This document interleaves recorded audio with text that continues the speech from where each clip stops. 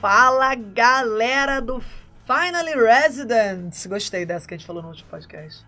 Gostou? Gostei. Finalmente residente. Residente em inglês é resident? Não, acho que não. Acho que não, né? Mas eu fiquei pensando isso depois. Não importa, eu tenho certeza que não é, na real, eu A esqueci. gente vai usar essa licença aí pra poder Licença estar poética. funcionando.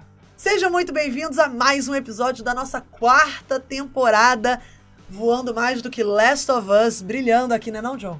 Last of Us tá bem legal. Tá bem legal. Então, Pois é. vamos respeitar aqui o... Ter respeito pela HBO, né? Pô. Mas a gente também tá top. E aí, Se apresenta aí. sou o John, sou professor de preventiva aqui na Medo e um dos hosts desse podcast. E hoje a gente trouxe um convidado Ô, filho de da uma mãe. especialidade... Deixa eu me apresentar. Que ridículo.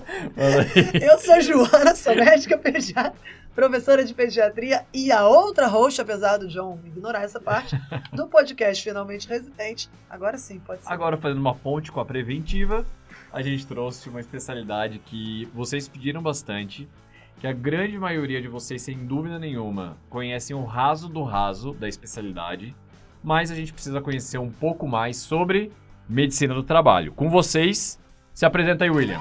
E aí, galera, tudo bem? Bom dia, boa tarde, boa noite. É isso. Independente do horário que você for assistir o podcast. Meu nome é William, sou médico do trabalho, sou formado pela Unifesp, terminei minha graduação em 2019, já ingressei na residência em 2020, fiz medicina do trabalho lá na USP e hoje eu vou contar um pouco sobre a minha especialidade. Legal, animal. Acho que o John já introduziu bem que a gente conhece muito pouco e eu tô adorando essa temporada porque a gente tá desmistificando várias coisas, né? A gente tá conhecendo uma parte da medicina Exato. que a gente tava oculto. Assim, Exato, né? pra gente também. E medicina do trabalho é uma dessas. Então, eu acho interessante porque tem algumas coisas que eu quero desmistificar aqui, como, por exemplo, a gente ouve muito dos alunos, que logo que eles se formam, né? Onde você vai trabalhar? Putz, alguns que são mais corajosos, pegam umas coisas bem doidas, tipo UTI, sala de emergência, que a gente acha sempre meio arriscada, a galera que tá ouvindo aí de casa. Vai com cuidado, tá bom? Não se exalte. A galera vai muito pra medicina de família, comunidade, pega uma UBS, faz ali uma medicina de família, 40 horas, 20 horas. E tem uma parcela, não é muita gente, mas tem uma galera que vai e pega um pouco de medicina do trabalho. Claro que tem mais um monte de outras coisas. Não tem gente que vai dar plantão de pediatria. Isso aí, o mundo se abre.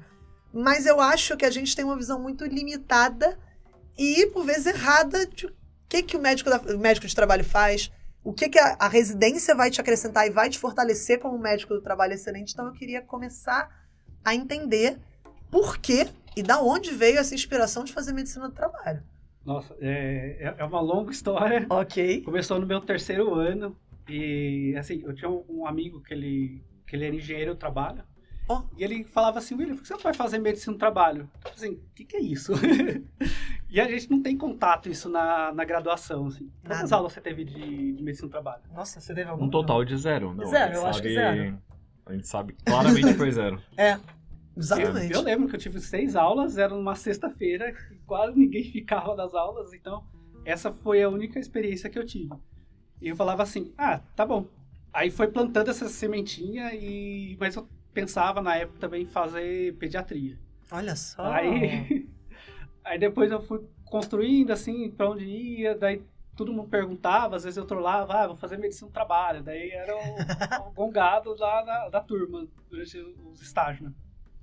E aí eu decidi mesmo, assim, um mês, terminando a graduação, falei assim, vou fazer medicina do trabalho, não vou pra pediatria, não quero passar o resto da minha vida como pediatra. Já entendi. Já comecei, já entendeu tranquilo. o processo. Tá de boa.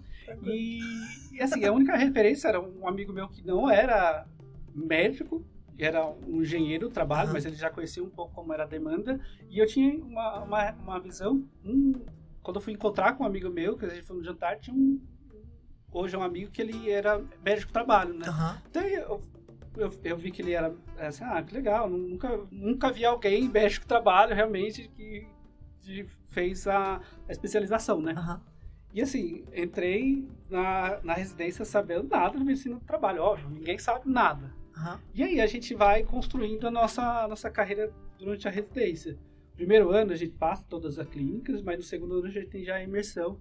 Mas tem alguns estágios que a gente já tem um pouco plantando a sementinha, entendendo um pouco a medicina do trabalho. que nada que é, mas é que a especialidade é que ela vê o homem e a mulher trabalhadores em relação ao seu ambiente de trabalho. Aham. E aí a gente tem a prerrogativa de prevenir acidentes ou doenças também relacionadas ao trabalho. E agora, a máxima que a gente também faz promoção e também a gestão de todas essas colaboradores da empresa. Isso é uma coisa que eu queria muito... Em algum momento eu vou entrar nesse tópico Sim. no podcast, porque eu tenho reparado essa mudança do perfil da saúde do trabalhador, Sim. né? Cada vez mais nas empresas a gente tem visto isso acontecendo no mercado. E é que as empresas entenderam que cuidar dos trabalhadores tem retorno financeiro. Total.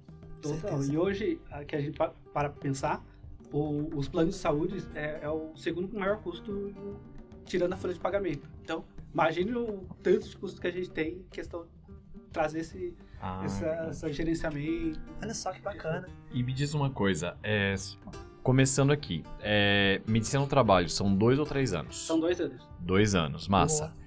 E como que é feita a distribuição do programa de residência da USP? Quais são os estágios que vocês passam e como que é dividido no primeiro e no segundo ano? É assim, na USP, vou contar minha experiência lá. É um ano só o primeiro ano é só clínica, a gente roda em tudo. Ortopedia, reumato, cardio, psiquiatria, pneumo e às vezes a gente passa também o serviço de especialização de ocupacional mesmo. Que a gente tem um ambulatório que só cuida disso.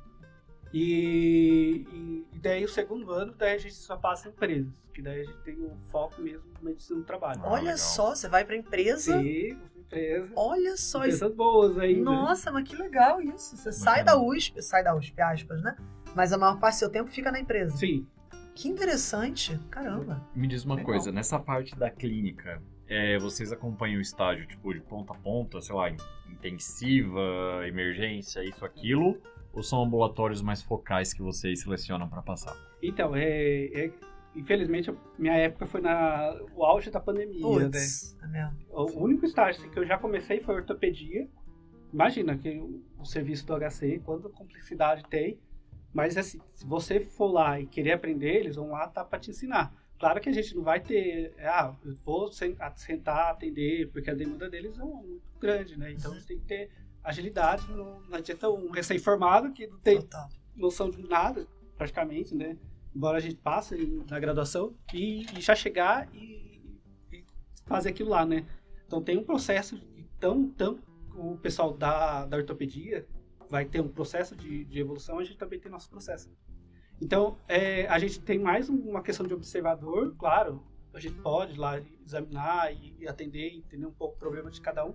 E aí a gente usa para também a favor nosso, né? O que eu posso utilizar isso depois se eu tiver um colaborador ou funcionário que esteja com essas mesmas patologias? Isso para você entender. É do trabalho? Não é do trabalho? Uhum. O que eu posso fazer para ajudá-lo, para a gente seguir um caminho um pouco mais direcionado? Bem legal. Massa. E aí depois meu primeiro estágio, terminei a ortopedia literalmente, aí a gente teve aquela pandemia. O HC virou o que a gente chamava de covidário. Total, né?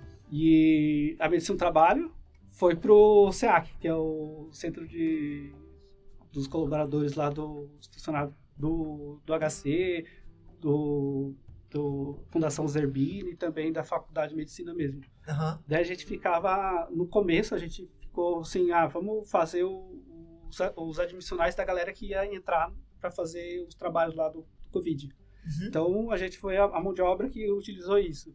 E foi legal, foi meu primeiro contato como médico de trabalho. Claro que a realidade não é essa. Uhum. A gente acha que o médico de trabalho vai lá, é o carimbador de ASO, de admissional, periódico e demissional. Aí depois a gente foi entender como que o buraco é mais fundo, né? E como é esse buraco mais fundo? O Que é assim, é o dia a dia? O dia a dia, assim, a gente lida, por exemplo, alguém que se afastou do INSS. Uhum. Vou dar um exemplo aqui. Mas aí ele volta no INSS e aí é bem uma das discussões que geralmente tem muitos grupos de médico de trabalho.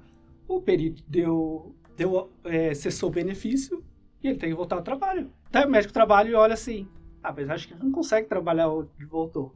E aí, o que a gente faz? Aí Entendi. o médico de trabalho vai lá e dá inapto o retorno ao trabalho dele. E aí ele fica o funcionário não volta a trabalhar, mas não recebe do INSS, não recebe da empresa. E aí a gente entra no que a gente chama de limbo previdenciário. E aí vira uma bola de neve que acaba tendo problemas jurídicos e aí envolve empresas, depois tem que ressarcir, porque se o perito do INSS, que é a hierarquia máxima, fala que tem que voltar, a gente tem que fazer alguma coisa. O que a gente pode fazer? Vamos ver qual é o posto de trabalho dele, vamos lá visitar, vamos ver o que a gente pode fazer para a gente fazer a adaptação dele. Que legal. Se ele pode ficar Pode dizer sem a fugir, função. sem mudar a função, porque daí não pode ter desvio de função, que também é outra jurisprudência. Olha só. Daí a gente tem que fazer uma adaptação que faz jus ao trabalho dele. Então isso já começa a piorar as situações. E assim, a gente não aprende isso saindo Não, zero. Me parece, não sei se esse episódio vai antes ou depois do episódio de medicina legal.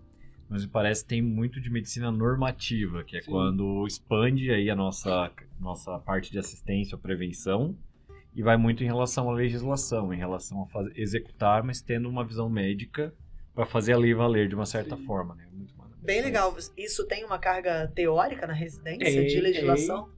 A gente tem essa carga teórica tanto no primeiro ano quanto no segundo, porque assim, no meu ano, a gente fazia, no primeiro ano, quando a gente tem as aulas à noite, de segunda, terça e quarta, era medicina do trabalho. Aí no segundo, a gente fazia a pós-medicina legal, para complementar essas teorias, que nada, isso aqui é uma intersecção de medicina do trabalho e medicina legal, ela tem. A medicina do trabalho, no Brasil, nasceu com a medicina legal. Que legal. Por conta da... Que legal. Desculpa. A medicina no Brasil nasceu com a medicina do trabalho. Ela começou nisso. Na época dos CAPs, dos IAPs, da organização, porque o Instituto de Previdência Social ele era responsável pela assistência e saúde no Brasil. É bem mais recente ser o Ministério da Saúde com uma função assistencialista. No preventivo, ela atacou aqui, João. Dou aula disso, minha filha. É verdade. E aí, História da saúde no Brasil. Só para fazer uma parte, o John comentou, mas não sei se ficou muito claro, galera, vai ter episódio de Medicina Legal, ou já teve nessa temporada. A gente tá gravando em sequência, ainda não sei a ordem. Mas fica de olho, cara, foi um podcast muito massa que a gente gravou. Foi mesmo. E vai estar complementando muito isso aqui. Se você tem interesse em medicina do trabalho, cara, te recomendo fortemente ouvir o que o Yuri conversou ali com a gente também. Mas voltando aqui rapidinho, a gente estava conversando assim na pré-entrevista também, que tem muito uma parte de gestão. Você consegue me explicar um pouquinho mais como é que isso funciona? É assim, a gente tem... As grandes empresas hoje precisa muito de um médico de trabalho que olhe um pouco o funcionamento, não só a parte ocupacional, também a parte assistencial e a parte dos planos de saúde. E isso a gente acaba fazendo gestão tanto de pessoas do nosso time do ocupacional, ou seja, técnico de enfermagem, a enfermeira, o médico de trabalho, e também a gente vai fazer a gestão dos benefícios. Benefício de saúde, isso acaba sendo mais atrativo quando você vai fazer. Ou alguém vai fazer uma entrevista de emprego, assim, quais são os benefícios que a empresa tem? Tem plano de saúde, mas qual plano de saúde tem? Mas como que é? Com participação, sem participação? E aí, isso a gente vai gerenciando esses benefícios. Isso acaba tendo um enfoque da medicina do trabalho. Mas como assim gerenciar? Qual parte? Que vocês ficam numa parte de recomendação, instrução dos funcionários? Não, a gente fica... lá, eu vou fazer uma experiência que eu sou médico de trabalho lá da Congás, a gente fica no guarda-chuva do RH. Que legal. A ideia é a gente faz junto os benefícios que é concedido. Por exemplo, a gente precisa... claro que depois a gente vai trabalhando mais com a questão de redução de custos, mas não tirando os direitos dos funcionários de ter usar o plano de saúde. Porque às vezes acabam utilizando de forma errada, às vezes passa de um serviço que acaba cobrando umas coisas indevidas, indicações de cirurgia às vezes não precisa. Entendi. Aí indicações de exames talvez não faz sentido para aquele colaborador. Então a gente acaba fazendo essas gestões também. É interessante que tem uma visão muito mais global. Sim.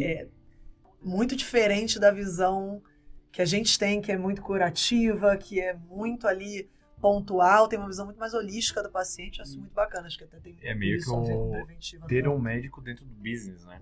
Tipo, eu acho que é o que mais se aproxima, mais se assemelha, assim. Total. Interessante. E o que é curioso, talvez a galera que tá ouvindo, tem gente do 5º, tem gente do 6º, tem gente que já tá trabalhando, mas a realidade médica é tão diferente disso, porque você vê, quando a gente dava plantão, gente, a gente era coringa, a gente não tinha um salário fixo, a gente... Benefício, João, a nossa férias, as férias tinham que ser modificadas, você tinha que vender as férias, é uma confusão. Então, se você não tem alguém na sua família que seja referência para isso, pois seus pais, seus irmãos, seu namorado, namorada são dessa área não médica e trabalham de uma forma mais tradicional, digamos assim, no mercado brasileiro, você não tem ideia disso. Você não sabe que isso é importante, você não sabe o quanto as pessoas adoecem no trabalho, você não tem tanta ideia, né, de uma coisa que a gente até vai comentar também nesta temporada.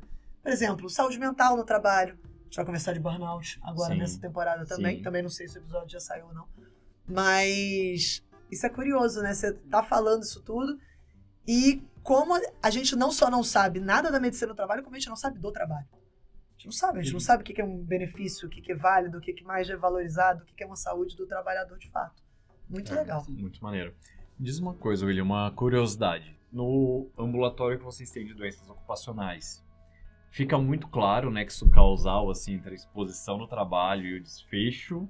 Ou por causa dos períodos muito diferentes aí de manifestação dos sintomas, fecha um diagnóstico muito mais presuntivo do que vocês têm certeza? Como que é essa realidade? Tá, boa pergunta. Assim, geralmente a gente nunca faz um diagnóstico na primeira consulta. Chegou, às vezes a gente recebe o paciente, nunca é assim, fechou o nexo, é aquilo lá. Geralmente demora um tempo pra gente avaliar, entender um pouco como é a relação entre o trabalho e a patologia que ele vai desenvolver. Claro que tem algumas coisas clássicas, que a pessoa tem intoxicação com algum metal e a gente faz o exame, tá lá constatado que é muito mais... E às vezes tem aquelas patologias clínicas mais clássicas. Daí a gente fala, acho que isso aí já fecha o nexo. Mas tem coisas que a gente precisa averiguar, ir no posto de trabalho, ver como é a relação deles, aí fazer um estudo epidemiológico. Outras pessoas do entorno dele também estão fazendo esse adoecimento. Como faz? Porque não adianta assim, a pessoa está lá com uma dor de ombro, fazer um movimento. Teve um exemplo lá, que uma professora minha ela recebeu uma funcionária do hospital queixando com dor no ombro, né? Uhum. Daí ela visitou o posto de trabalho, no que ela estava fazendo, fez até a restrição dela, mas daí não entendia. Depois foi ver que ela também tinha outro vínculo, ela era cabeleireira, então aí foi fechando o nexo depois disso, mas assim, não ficou isso no primeiro momento, porque assim, você não pode chegar e falar, fechou aí, isso é aquilo. Hoje que a gente tá vendo o burnout, né? Muitas pessoas vêm com demanda de saúde mental e a pessoa já quer fechar o nexo de burnout. Primeiro, que burnout quem faz o diagnóstico é o médico do trabalho. Porque quem conhece o posto de trabalho, quem conhece como a organização ou o que está acontecendo, é o médico do trabalho, não um médico assistente que não sabe disso, porque tem até uma resolução que fala que não pode fazer nexo quem é assistente, porque você não conhece o posto de trabalho. Tem uma parte de VD, né? De médico de família, visita domiciliar, só que visita trabalhística, talvez. Que interessante. Diz uma coisa, William. Um residente que tá lá na pegada do R2 de clínica médica da Unicamp, tá? Ele dá 9 plantões por fora por mês e tá com burnout. É culpa do hospital? É possível? Fica quieto, John. Um amigo meu pediu pra perguntar. Essa história é real? Não, mentira. É meramente ilustrativa. Qualquer semelhança. Não é de nenhum de nós dois que fez clínica médica. O maior índice de burnout está relacionado com profissionais de saúde, os bombeiros, os policiais. Então, tem uma relação já de estatística aí, já nesse meio. Então, precisa também ver como que é a relação dele, não só com o trabalho, lá no plantão dele, ou também a vida social dele, que a gente precisa saber também. Legal. Deixa eu te fazer uma pergunta agora, Essa parte pegando não a entra. ponte. Hã? Não vamos entrar nesse aspecto. Vamos, já tocamos uma superfície que tava aqui no roteiro e agora a gente vai... Falando em plantão fora, eu acho que uma das coisas que, principalmente quem é fora de São Paulo, fazer plantão fora para complementar uma renda na residência é importante, né? Eu te pergunto, primeiro, dava para fazer plantão fora durante a residência e o ensino do trabalho? E segundo, você ganhava segurança pelos estágios para poder atender aí de boa? Ou o fato de ser uma área que é um pouco fora da assistência em alguma parte, ou é muito específica numa área da assistência, te deixou mais seguro? Quais vínculos tu teve? Enfim, conta um pouco sobre isso. Assim, dá muito tranquilo dar plantão. Isso, acho que qualquer especialidade, dependendo como você vai manejar, mas na medicina do trabalho dava muito certo. Principalmente porque a gente tinha o final de semana livres. Ah, legal. E as noites, Todos? né? Todos. Todas as noites também? Toda Que inveja. Não, entre aspas, de segunda, Que terça e quarta, que daí a gente tinha aula até as 23 horas. Mas não impede você ir no plantão entrar uma, né? Que às vezes tem uns plantões que você entra fora também. É verdade. E assim, quando eu entrei, eu já tinha um fixo. Eu trabalhava no AMA, era um pediatra do AMA. Olha só. Mas eu fiquei quase um ano lá, mas eu vivia dando plantão. Aham. É possível, bom. Possível. Eu até falo assim, às vezes eu ganhei mais dinheiro no plantão do que meus amigos pararam um ano pra poder guardar uma grana. Bom. E você conciliava tudo, essa coisa. Não ficava muito acabado assim, né? Ah, sim, ficava. Ficava. Normal, John. Ficava. E dos estágios que você teve, voltando também um pouquinho pra residência, qual foi o que você mais gostou? Assim, você rodou nas empresas, rodou no R1, foi no R1, foi no R2? É que assim, como a gente perdeu a parte da pandemia, então a gente perdeu bastante estágios que a gente poderia, então a gente acabou meio que condensando. Mas eu gostei, assim, estágio da reumato, que a gente via aquelas doenças meio bizarras e a gente aprendia muito. O pessoal, já os residentes que depois discutiu o caso, e era muito interessante, assim. A cardio que a gente roda no estágio lá, ou de manhã ou à tarde a gente fica só laudando eletro. Eu aprendi muito eletro assim, agora olha o eletro, é isso. Então, tanto volume que a gente tinha de ficar vendo eletro. E a gente ficava responsável por receber os pacientes do CROSS. Se vai entrar pro serviço do INCOR ou não. Então, é a gente que atendia. A gente atendia, depois discutia os casos com os chefes. E aí a gente passava depois a conduta, as coisas. Foi bem interessante, a gente tinha bastante coisa prática. Bacana. Legal. A psiquiatria também foi um estágio bem interessante, a gente via umas coisas bem bizarras e que isso acontecia lá. William, me diz uma coisa, como que a medicina do trabalho se ramifica em relação a potenciais de especialização, assim? Ou como que didaticamente você ramificaria elas? E sentido assim, Por exemplo, terminei residência. Isso. Tá.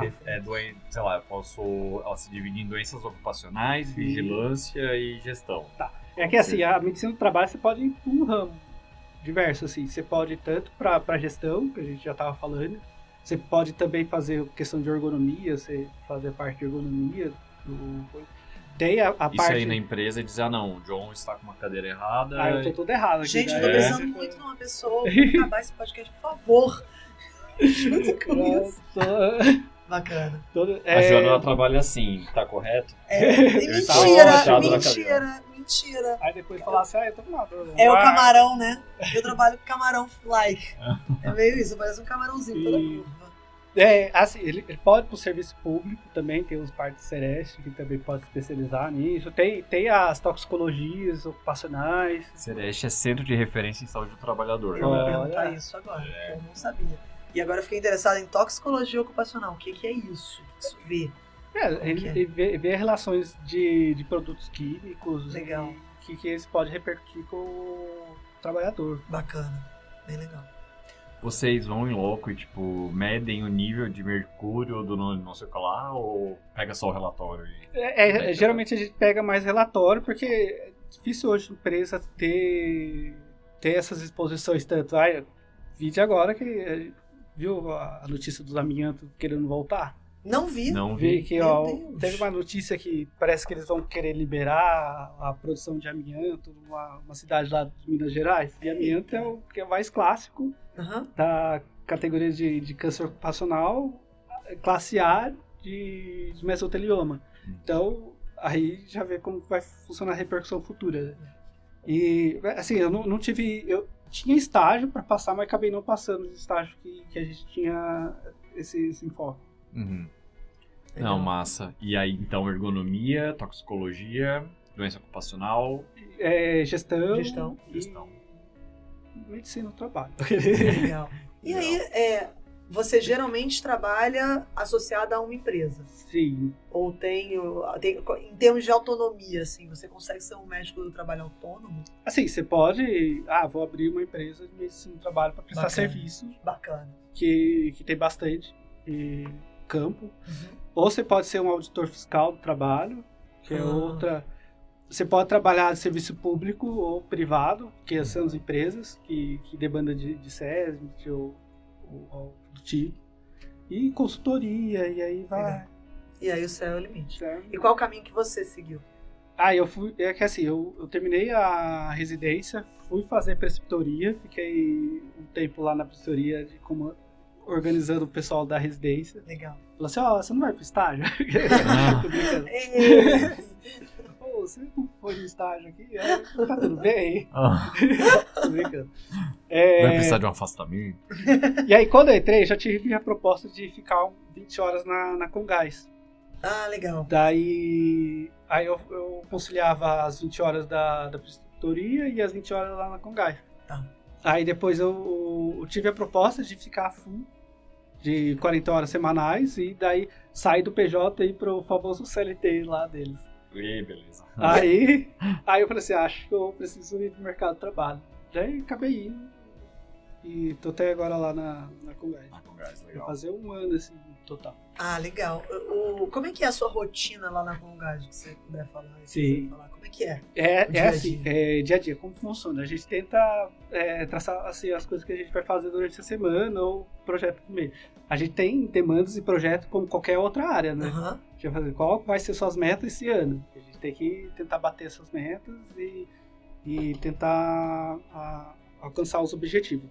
Assim, de manhã, geralmente é só atendimento, seja ocupacional ou assistencial. A gente faz atendimento assistencial também.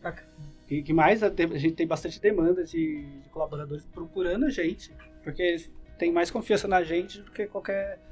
não confio no... Passar no meu clínico... médico assistente. Mas eu gosto de passar essa medicina com os médicos da Congás. E de manhã fica assim, e às vezes a gente deixa à tarde para fazer demandas administrativas.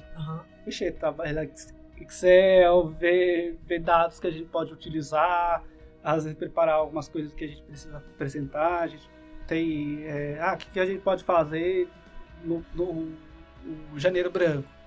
Vamos fazer uma palestra, então a gente vai trabalhando nisso, a gente vai fazendo esse escopo. Mas às vezes, assim, a gente acaba atendendo o dia inteiro porque a demanda é muito grande. Porque a gente é 1.140 funcionários e às vezes a gente não dá conta. Nossa, muita coisa. E é interessante, você conversando aqui, explicando um pouco mais da rotina, de novo fazendo uma ponte aí com o podcast Medicina Legal, mas tem uma assistência muito forte ainda, né? E na Medicina Legal tinha esse lado, gosto de um lado mais jurídico, gosto de saber de legislação, gosto dessa medicina normativa que o John considerou. Eu chamei de John, não sei porquê.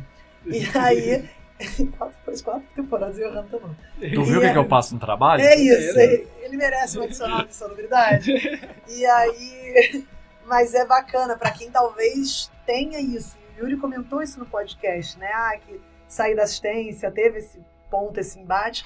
Na medicina do trabalho você consegue juntar isso, bem legal. Sim. Você consegue manter esse vínculo e ser um excelente médico, resolver, acho que imagino, grande parte, fazendo até um paralelo talvez com a MFC, resolver grande parte das queixas do paciente, né? Do colaborador. Bem legal. William, bacana. Uma pergunta bem boa aqui que surgiu na minha cabeça. Pensa Modesto. Lá vem. Modesto. Lá vem. Humilde. Aqui. Não, me dá uma análise aqui. Você seguiu o caminho de medicina do trabalho, que é um caminho que a grande maioria dos médicos acaba não seguindo. Sim. E você viu os seus colegas que se formaram contigo seguindo caminhos mais assistencialistas, por exemplo.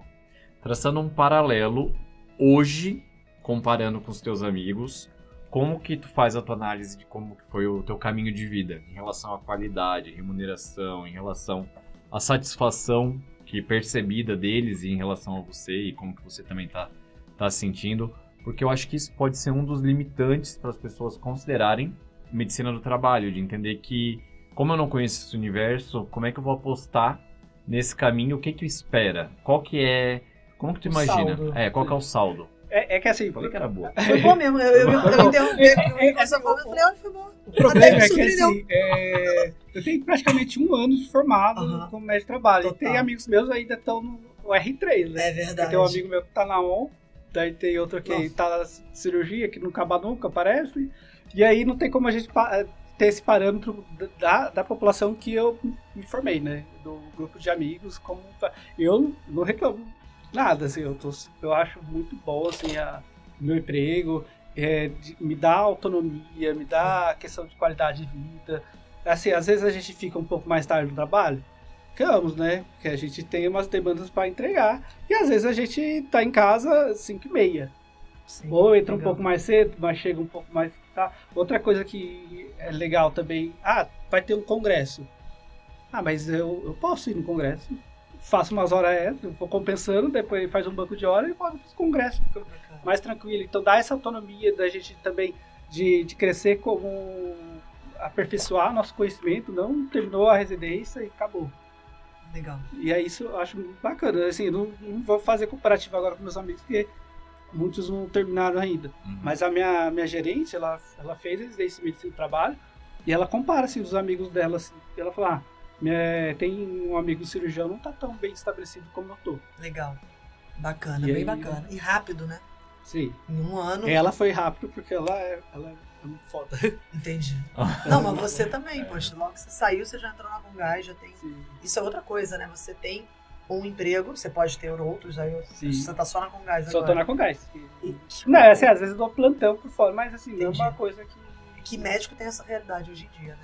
Isso é uma coisa que às vezes a gente não valoriza, mas estar em 3, 4, 5 lugares, que é a realidade do médico, isso é cansativo, isso é estressante, isso é mais burocracia que você tem que administrar. É uma série de coisas que vem com isso que não ajuda. É o tempo de transporte que você perde de um lugar para o outro. Então, é uma Mas coisa me bem parece- interessante. Me parece ser um caminho mais linear de inserção no mercado. Assim, tem mais ou menos acho que deve ter uma procura muito grande de empresas para médicos literalmente capacitados adequadamente em medicina do trabalho. Só que realmente parece ser um caminho mais linear. Bacana. Boa. Tem uma pergunta que eu quero fazer, Manda que ver. é a sequência dessa.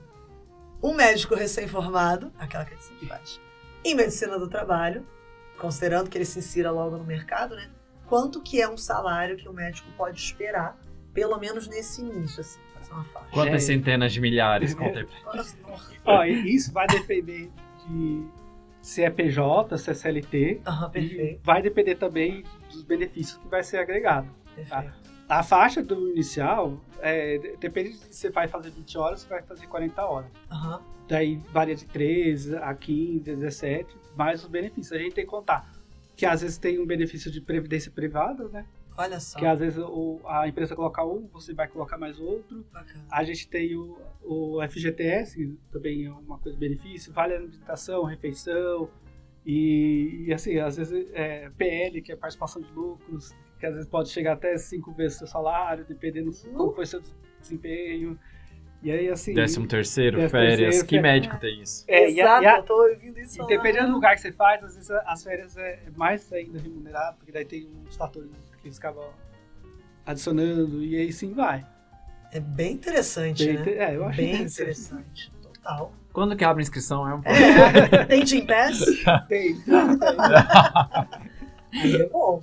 Pô, bem bacana, então. Isso aí Bom. realmente, cara, pro grau de estabilidade, acho que isso é uma coisa que atrai, né? Tem uma estabilidade muito real ali, por mais que, sim, lógico, não é uma estabilidade, tipo, concursada, alguma coisa, mas é uma baita de uma estabilidade perto do que a gente vê na medicina, que você tá dando plantão num lugar, de repente o cara te desliga de um dia pro outro, você tava com tudo programado, a gente já ouviu essa história quantas vezes, né? Eu tava com Natal já pra dar plantão, mas chega na semana anterior e não, ó, diminuindo a equipe, não tá dando não. Ó, Ó, sinto. Na pediatria rolou muito isso na época da pandemia, porque era bronquiolite que a gente atendia, era o grosso do inverno é bronquiolite, 80% do hospital é bronquiolite. E acabou a bronquiolite, né? Nos últimos 2 anos não teve bronquiolite viral aguda.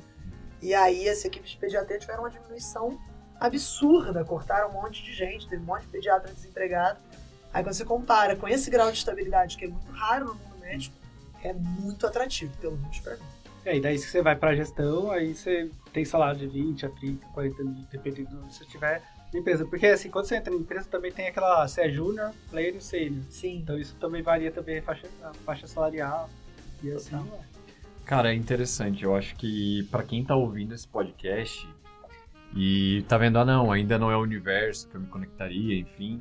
Eu acho que é importante pensar que talvez uma visão mais madura te faça olhar de uma maneira bem diferente pra medicina do trabalho, entendeu?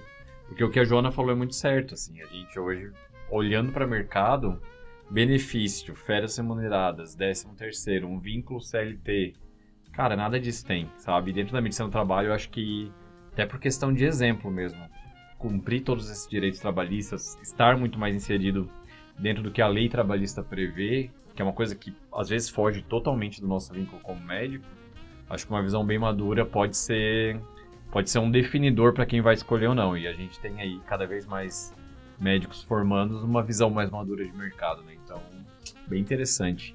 Não. O que mais? Eu tô feliz.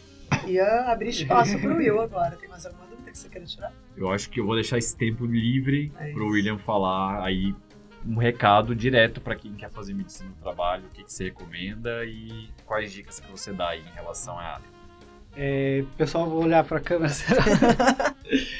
Quem tiver interesse em medicina do trabalho, assim, eu recomendo bastante. Eu acho uma baita especialidade. Para quem gosta de preventivo, óbvio, né?